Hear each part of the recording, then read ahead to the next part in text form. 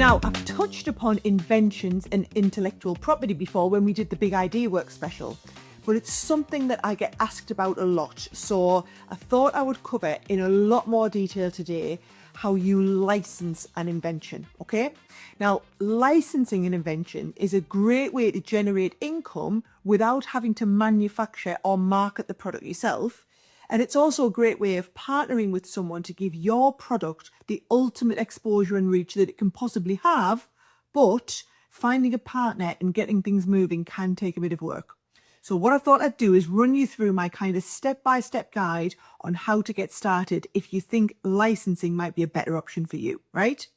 Now, first things first, it'll come to nothing if you don't protect your intellectual property. So before you even think about licensing your invention, I can't stress enough how crucial it is to protect that intellectual property, right? Without that protection, you risk someone else copying or stealing your idea. How many times have you seen someone walk into the den, they tell us about this amazing, unique invention that they have, and then we'll say, have you got it protected? And they'll be like, oh, well, no, I haven't done that yet, or I'm going to, right? I'm sure that you can all see from the looks on the dragon's faces just how bad this is because they've not protected their creation. And not only have they told us about it, but they've just gone on TV and told millions of people about it as well. So you must get your intellectual property before you can start conversations with anyone, right? So if it's a patent, go and apply for your patent. Now you can patent something if your invention is novel, useful and non-obvious, right? Now that will give you then the exclusive rights to the invention for a set period, 20 years, right? Which will prevent other people from marketing, using or selling your invention without your permission. And you can apply for a patent through the country's intellectual property office, right? Now, you might want to take things one step further and look at other forms of intellectual property protection. So in some cases, you can look at copyrights, trademarks, trade secrets. They might be more appropriate for protecting your invention. So it'll just depend on what it is, and you might want to talk to a specialist about this, okay? And then the next step, if you haven't done that already, is to develop a solid prototype. Now, while your patent will protect your idea, having a working prototype of your invention is just going to make them licensing negotiations run much smoother, right? Now, a prototype demonstrates that your invention works and also proves to potential licensees what's valuable. So the next thing that you want to do is start and conduct some research. So you need to research the market that you'll be operating in to really understand the level of demand for your invention. So find out if there are existing products available that are similar to this one, what's the size of the market, who are your potential customers, where would you fit within the market, and then you want to look at your industry. So are there any companies or sectors that are going to specifically benefit from this invention, right? Now, on top of that, you need to assess the competitive landscape. So if you do have competitors, how does your creation compare to those in terms of features and benefits and pricing? Okay. Now, once you've got all of that information, it can help you really to understand if you need to make any changes or tweaks to your products. And it's also going to give you a better steer on who might be appropriate for you to partner with, right? Then step 4, which is identifying who the potential licensees could be. Now, finding the right licensee is crucial to the success of this, right? You don't want a company that's not going to have the right resources to manufacture it, for example. They're not in the right market.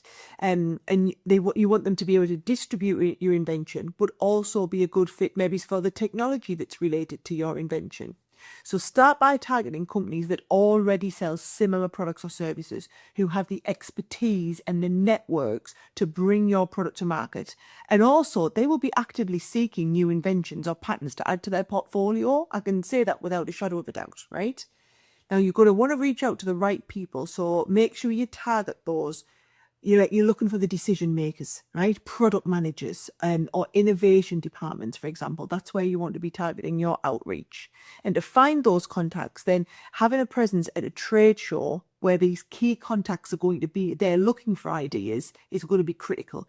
Join any relevant industry forums where you can ask around, or maybe using social media platforms, especially LinkedIn. And if you have a search, that's also, you can search platforms and databases which are solely dedicated to licensing products and inventions. And once you've found a company that you want to work with, and also one that wants to work with you, you can look at starting to prepare the licensing agreements, right?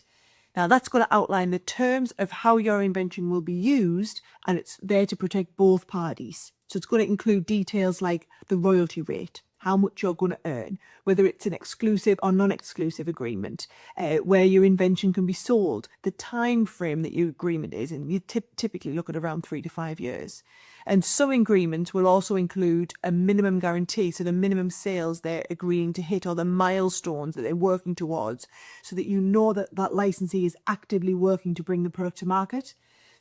And after you've licensed your invention, it's important to keep a close eye on how things are going. So things like tracking royalty payments, checking that you're getting paid as agreed, keeping in touch with the licensee to see how things are going. And you want to make sure that they are always happy with the partnership so that they would want to renew when the option came.